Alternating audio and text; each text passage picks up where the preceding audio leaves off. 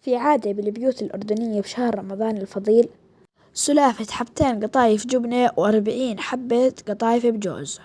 عشان أتخلص من هالمشكلة قررت أعمل الجبنة بإيدي، أشوف المشكلة بالجبنة ولا المشكلة في الكلور أردني بكل بيت.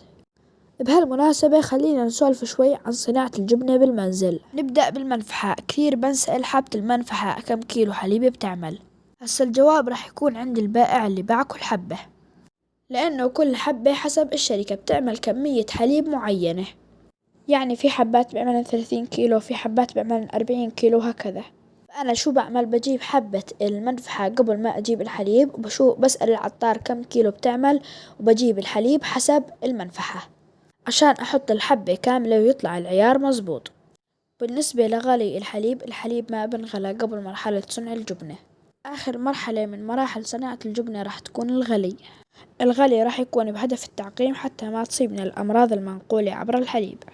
أفضل وقت لعمل الجبنة قبل ما ترتفع حرارة الجو حتى ما تفسد الجبنة من حرارة الجو أثناء مراحل الإعداد. وإذا كان ولا بد بدكم تشتغلوها بحرارة مرتفعة بدكم تشغلوا التكييف بالمطبخ.